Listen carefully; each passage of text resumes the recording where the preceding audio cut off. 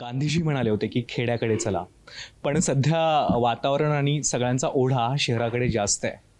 या शहराकडे सगळेजण धावत आहेत, पण खेडं काय म्हणतंय, गाव काय म्हणतंय, त्या गावची माती काय म्हणतीये हे जाणून घेणं पण तितकंच गरजेचं आहे. आणि तीच आठवण करून देणारा एक सिनेमा आपल्या भेटीला येतोय, गाव बोलावतंय. त्या सिनेमाची संपूर्ण टीम आता माझ्यासोबत आहे. या सगळ्यांशी आपण संवाद साधणार आहोत. खूप स्वागत तुमच्या सगळ्यांचं या एबीपी माझामध्ये. मुळात या सिनेमाबद्दल आधी तू काय सांगशील, ह्या निर्मितीचा प्रवास?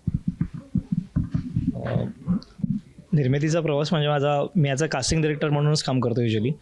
बट आता 2 वर्षांपासून ॲज अ निर्मिती करतो या फिल्मची, की जेव्हा माझ्याकडे प्रशांतजी म्हणून माझे पार्टनर आहेत, त्यांची जी NGO आहे संस्कार वाहिनी म्हणून, सो ते गावात बऱ्याच ठिकाणी अशा ते डेव्हलपमेंट करतात गावांसाठी. जेव्हा ते मला एकदा भेटले तर मी म्हटलं, अरे याच्यावर सिनेमा होऊ शकतो. जी गोष्ट तुम्ही गावातल्या लोकांसाठी करताय ती गोष्ट जर आपण सिनेमाच्या माध्यमातून दाखवली लोकांना तर ती लोकांपर्यंत पोहोचेल.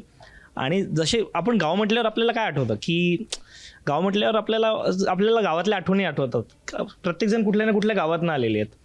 सो जेव्हा आम्ही असं विचार केला, की आपण या गावासाठी काहीतरी देणं लागतो, म्हणून असा गाव आपण जेव्हा गाव असा शब्द आठवला की सगळ्या गावातल्या आठवणी आठवल्यानंतर होतं की यार की गावात गेलो पाहिजे. त्यामुळे ह्या पिक्चरचं नाव तिथनं सुचलं की गाव बोलवतो. तेव्हाच असं झालं की अरे विलेज इज कॉलिंग, तर आपल्याला पटकन ते रिलेट करतं. म्हणून आम्ही विचार केला की चला या कॉन्सेप्टला घेऊन काहीतरी केलं पाहिजे. आणि गावात ज्या सुखसोयी नाही आहे, सगळ्या गावात सुखसोयी नाही म्हणून सगळेजण आता शहराकडे वळतात आहे आणि गावं सगळी ओसाड पडतात आहे. सो त्याच कॉन्सेप्टला घेऊन आम्ही हे चित्रपट निर्मिती केली आहे की लोकांपर्यंत विषय हा मांडण्याचा प्रयत्न करतोय. माधव सर, खरं तर आपण काहीतरी देणं लागतो हेच खूप इम्पॉर्टंट थॉट आहे ना, आणि हेच विसरत चाललो आहे. कदाचित इथेच या सगळ्याचं, या सिनेमाचं म्हणण्यापेक्षा सगळ्याच गोष्टींचं बीज आय थिंक रुजलं आहे. अर्थातच, म्हणजे मी हेच म्हणेन की आता शहराकडे सगळी मुलं चाललेली आहेत, शहराकडे जात आहेत. गावात फक्त आता प्रत्येक गावात एक वातावरण असंच आहे की सगळे वयोवृद्ध लोक तिथे आता राहिलेले आहेत. तर नक्कीच तुम्ही शहरात जा, शिक्षण घ्या, काही काळ तुम्ही तिथे नोकरी करा, 4 पैसे कमवा, परंतु आपल्या गावाचं देणं काहीतरी आहे, आपल्या गावासाठी आपण काहीतरी केलं पाहिजे म्हणून परत गावाकडं आलं पाहिजे. आणि तुम्ही जे काही शिकला आहेत किंवा तुमच्या जे काही बुद्धिमत्तेचा जो वापर आहे तो तुम्ही तुमच्या गावासाठी करावा, ही साधी अपेक्षा ठेवायला काही हरकत नाही असं मला वाटतं. विनोदजी, थॉट क्लिअर होता, पण तो मांडणं आणि तो रंजक पद्धतीनं मांडणं आणि तिकडे लोक आले पाहिजेत. अर्थात डोळ्यात अंजन घालणं हा विषय आहेच, पण रंजनही तितकंच महत्त्वाचं आहे. हे सगळं एकत्र कसं बांधलं? जेव्हा ही कल्पना डिस्कस झाली ना, तेव्हा हाच सर्वात मोठा प्रश्न होता आम्हा सर्वांसमोर, की याला रंजक कसं बनवावं. म्हणजे फक्त प्रीची न होता याला एंटरटेनमेंटच्या थ्रू कसं आपण लोकांपर्यंत पोचवावं आणि ते त्यांना बोर न वाटता, त्यांना हे कळायला पण नको की चित्रपट संपला आणि आपल्याला जे बोलायचं होतं ते आपण बोललो. तर ते महत्त्वाचं होतंच. त्याच्यासाठी मेहनत घेतली, रायटर्स आम्ही सगळे बसलो पूर्ण टीम, आणि त्या हिशोबाने मग झालं. आता बघूया सगळ्यांना कसं वाटतं, तुम्हाला कसं वाटतं, प्रेक्षकांना कसं वाटतं, आम्हाला कळेल तेव्हा. गौरी, तुला गाव बोलवतो की नाही? ॲब्सोल्युटली, हो, अगदीच. साताऱ्याची आहे मी, त्यामुळे दरवर्षी जाणं होतंच. आणि आधी तर सुट्ट्यांमध्ये आम्ही जायचो आणि खूप दिवस राहायचो. म्हणजे आजी जे जे करेल ते त्याचं अनुकरण करणं, आजी हे करते तर तिच्यासारखं करणं. मी तर खूप आजीच्या साड्या नेसायचे.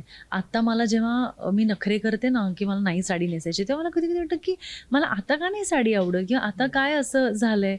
तेव्हा तर मी आजीचं लुगडं म्हणतो माहिती आहे ना, तर तेव्हा ते आजीला सांगायचे की ती नऊवारी मला नेसव. मग आजीसारखी भांडी घासणे, शेणाने ते सगळं सारवणं वगैरे हे सगळं केलं जेव्हा सुट्ट्यांमध्ये जायचो. झोका बांधायचो झाडाला वगैरे, असं सगळं खूप आठवणी आहेत. आता अर्थात ते खूप लांब नाही राहिलं आहे, मागे नाही राहिलं आहे. वर्षातनं एकदा जातो आम्ही, पण आता तशी सुट्टी घालवता येत नाही किंवा तेवढा वेळ घालवता येत नाही. पण नक्कीच दरवर्षी गाव बोलावतं आणि आम्ही जातो. जत्रा असते गावची, तेव्हा ते 4-5 दिवस सगळी फॅमिली जाऊन धमाल मस्ती चालते. पण आता मला काय झालंय की मी का साडी नेसावीशी वाटत नाही, याचं उत्तर मिळतं का तुला? मला असं वाटतं की ती जी आजीची ऊब आहे ना, आणि त्या आजीची माया आणि त्या आजीचं ते दिसणं हे जे होतं ना, मला असं वाटतं त्याचं खूप आता फॅन्सीमध्ये, अर्थात मला साडी कॅरी करणं वगैरे ह्याचा प्रॉब्लेम आहे की मला ते, काही लोकांना मग साडी आवडतेच, तर तेव्हा मे बी ते थोडंसं जास्त आजीशी रिलेटेड होतं की आजी बनायचं. It was not about sari, it was about आजी, की मला आजीसारखं दिसायचं आहे आणि आजी कशी बसली आहे, कसं काम करते, ते it was more about that I think.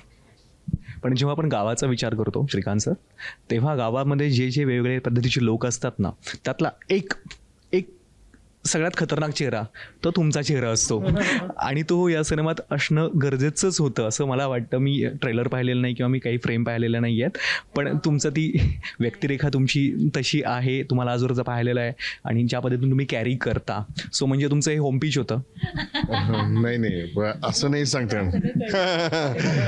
हा म्हणजे आता ते क्रेडिट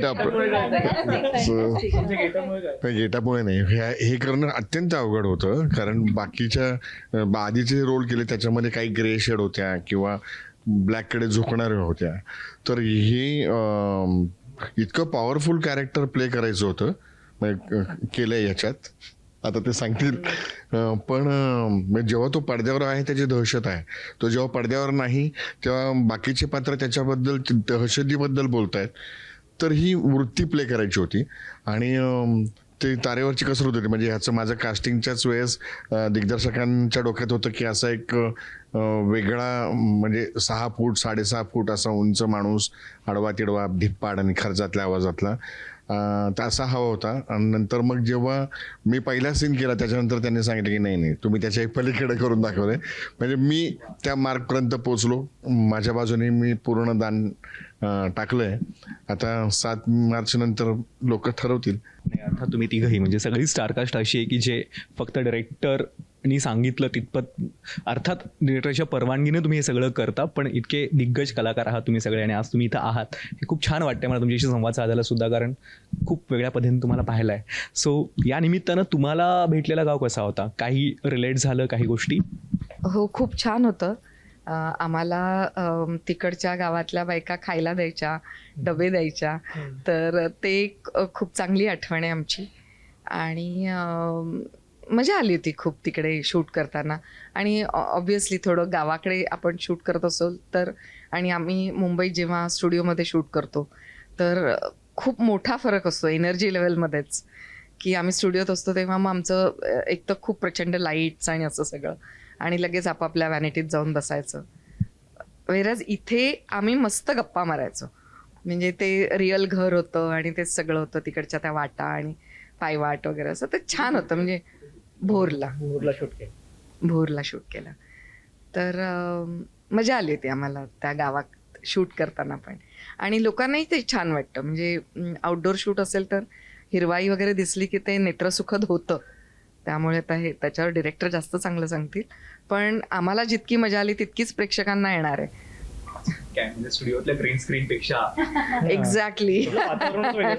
हा, क्रोमा वगैरे काही नाही. खरं रिअल शूट. जसं गौरीने सांगितलं तिच्या आठवणी, तिने त्या गोष्टी रिलेट केल्या, तसं तुम्ही काय रिलेट? मला मी पण म्हणजे मी मुंबईचीच, माझा जन्म मुंबईचा, वाढले मुंबईतच. पण आम्ही दर मे महिन्याच्या सुट्टीत मामाच्या गावाला जायचो आणि 2-2 महिने राहायचो. सुट्ट्या असायच्या तेव्हा, 2 महिने सुट्ट्याही असायच्या. तर त्यामुळे गावच्या आठवणी खूप चांगल्या आहेत. आणि अजूनही मी गावाकडे खूप अटॅच्ड आहे. म्हणजे माझे सगळे भाऊ कझिन्स सगळे गावाकडेच आहेत. तिकडचं अर्थात ते सधन शेतकरी आहेत. म्हणजे मला गाव असला तरी सुद्धा म्हणजे मी पहिला रंगीत कम्प्युटर मी माझ्या मामाकडे पाहिला आहे. आणि तर इतकं ते वेगळं ॲडव्हान्स्ड होतं आहे अजूनही खूप. तर आता मी किस्से कहाण्या नाही सांगत माझ्या मामाच्या घरच्या, पण खूप मजा यायची. म्हणजे ॲट अ टाइम गावाचं पण सुख होतं आणि शहराचं पण सुख होतं. तर खूपच धमाल केली. पण आता गावही तितकीच वेगळ्या पद्धतीनं सुधारली आहेत. जी सुधारणा तुम्हाला अपेक्षित आहे ती कदाचित नसेल, पण ती वेगळ्या पद्धतीनं पुढे आली. तिथली माणसं बदलली आहेत, सगळ्याच गोष्टी बदलत चालल्या. जर तेव्हा तो कम्प्युटर होता तर आजही तिथे ॲपल पोहोचलेला आहे. सो तो काळ लक्षात घेता की त्यांची ती सुधारणा, पण एका पद्धतीने ते मागेही पडलेत. एकाच वेळेस या दोन्ही गोष्टी, हा विरोधाभास हे दाखवणं आणि अशा दिग्गज टीमसोबत ते कसं जमवून आणलं? मी नेहमी म्हणतो की मला असं कधी जाणवलंच नाही की मी एवढ्या दिग्गज कलाकारांसोबत काम करतोय. कारण की त्यांनी ज्या पद्धतीनं सहकार्य दिलं शूटच्या वेळेला. कारण की आपण गावात जेव्हा शूट करतो तेव्हा धूळ असतो, कचरा असतो, प्रॉपर तिथे फॅन्स पण भेटत नाहीत किती वेळेला, AC तर दूरची गोष्ट. आणि आमचं मॅक्झिमम बाहेरचं शूट असायचं, इंटिरियर फारच कमी. पूर्ण फिल्म आउटडोर शूट आहे आणि तेही आम्ही उन्हात शूट केलं. भरपूर काही सीन्स उन्हात शूट झाले. म्हणजे घाम येणं चालू, कपडे ओले होत आहेत.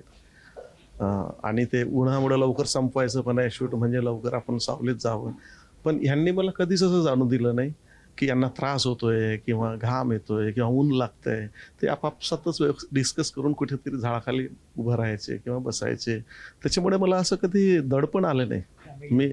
आणि आम्ही लिटरली फॅमिलीसारखंच होतो. कारण की शांतूला मी बरेच वर्षापासून ओळखतो, माधवजींना बरेच वर्षापासून ओळखतो, श्रीकांतजी आणि यांच्यासोबत मी पहिल्यांदा काम केलं, पण यांनी कधी असं जाणवूच दिलं नाही. मी तर शुभांगीताईंना भेटलो पण नाही ॲक्च्युली कास्टिंगच्या आधी. मला भूषण बोलला की माझ्या याचं काम नेहमी शुभांगीताई करतात. म्हटलं डन. हा बोलले की हो दादा मस्त. म्हटलं ओके डन.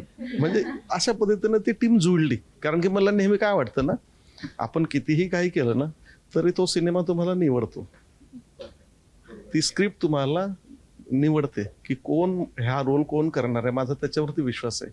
म्हणून मी असं माझ्या स्वतःच्या मर्जीप्रमाणे नाही करत, सगळ्यांच्या प्रमाणे करतो. आणि ते तसंच असायला पाहिजे असं मला वाटतं. नाही त्याच्यामध्ये तर याचा सर्वात मोठा हात आहे. याचा सर्वात मोठा हात आहे त्याच्यामध्ये. कारण की मी मराठीमध्ये काम केलं नव्हतं याच्या आधी. जरी मी मराठी असेल तरी मी 25-26 वर्षापासून हिंदीमध्येच आहे. तर हाच एक होता ज्याच्यावरती मला पूर्ण विश्वास होता आणि तो खरा ठरला.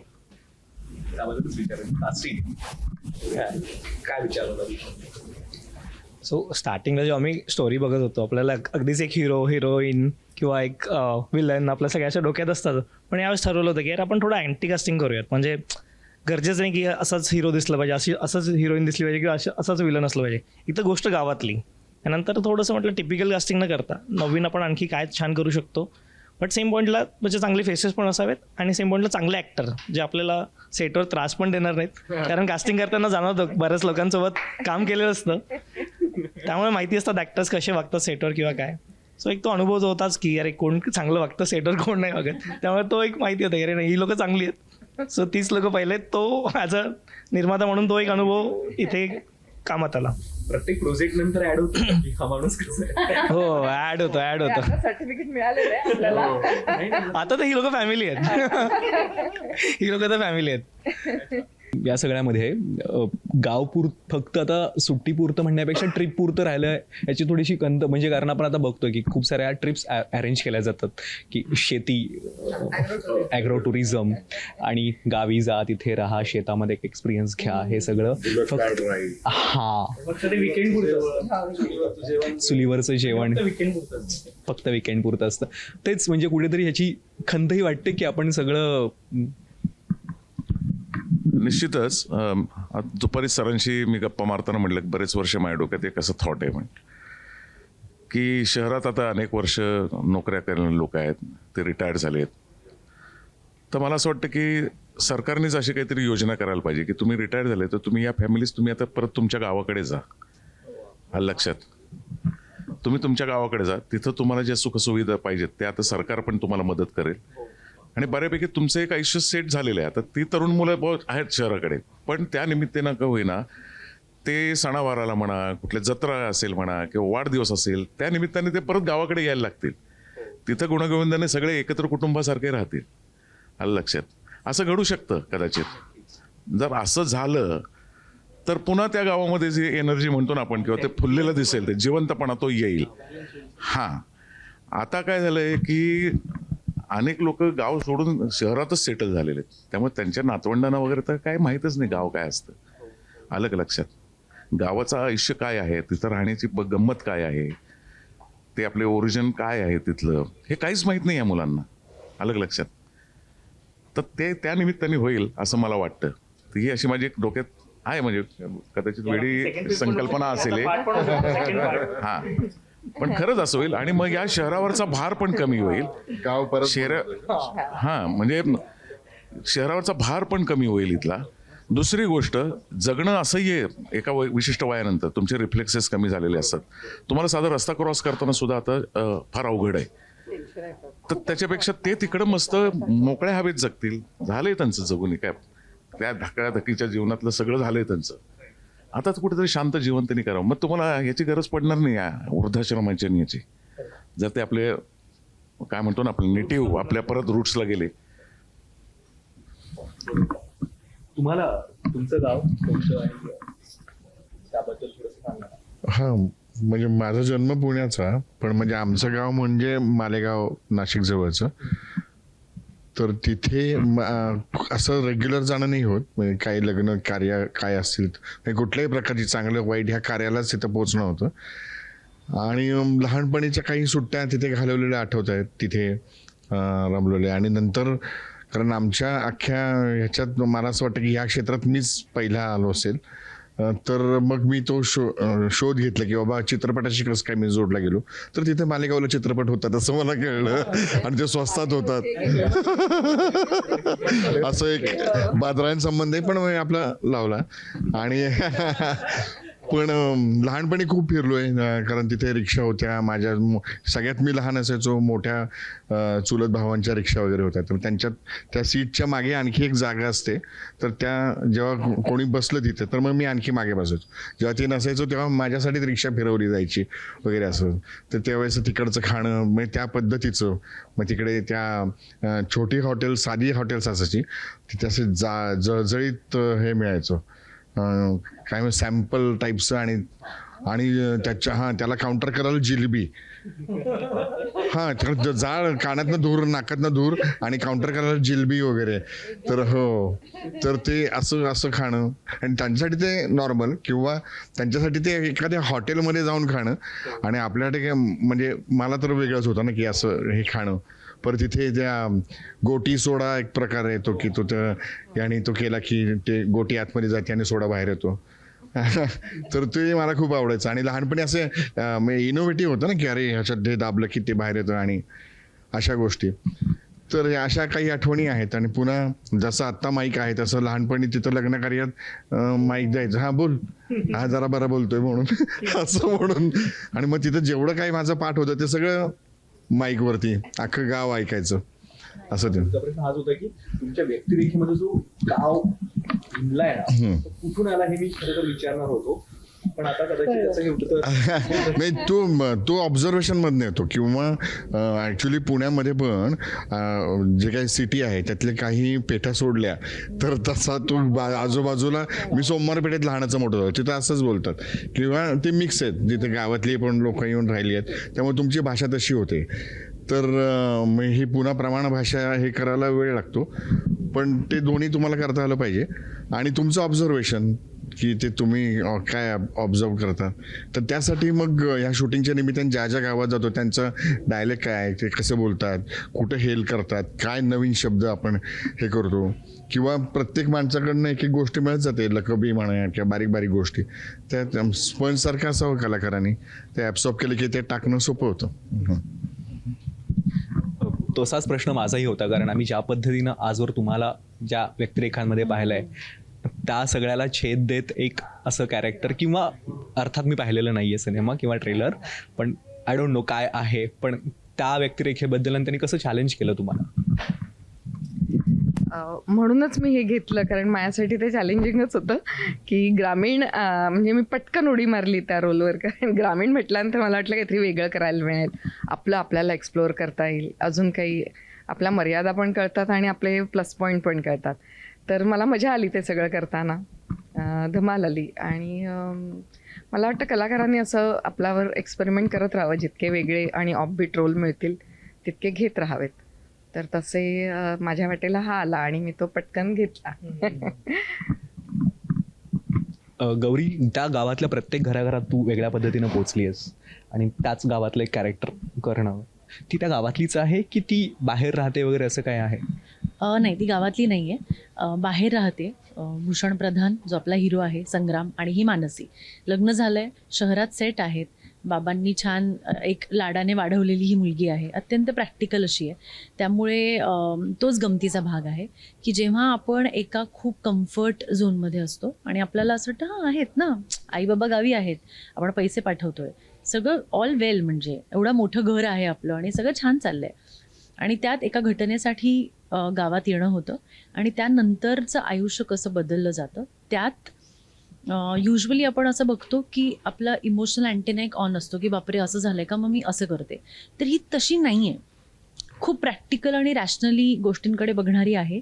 आणि मला जर आत्ता असं वाटतंय तर हे या क्षणी मला हे वागायचं आहे आणि ती वागून मोकळी होते. आणि मग काय काय गोष्टी घडत जातात असा तो प्रवास आहे. त्यामुळे ती गावातली नाही आहे, पण म्हणूनच मला ते इंटरेस्टिंग वाटलं की एक ऑब्व्हियस चॉईस होतं ना की ही गावातली असते मग असं असतं, पण ही एक प्रॅक्टिकल शहरातली मुलगी आहे जिचं ठाम मत आहे की हे असं असं आहे. त्यामुळे ते जरा मला इंटरेस्टिंग वाटलं.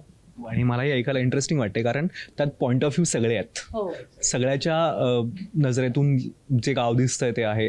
गावात असलंच पाहिजे असं म्हणणारा एक वर्ग आहे, गावात असतो नाही तरी म्हणणारा पण एक कॅरेक्टर आहे तुमच्याकडे. सो एक छान जुळलेलं गावच आहे खरं तर हे. सो हे गाव लोकांना पाहायला आवडेल आणि ते इन्व्हॉल्व्ह होतील अशी खात्री आहे, आशा आहे. तुम्ही आलात आणि खूप वेळ दिला त्यासाठी खूप thank you so much. Thank you. ABP माझा, उघडा डोळे बघा नीट.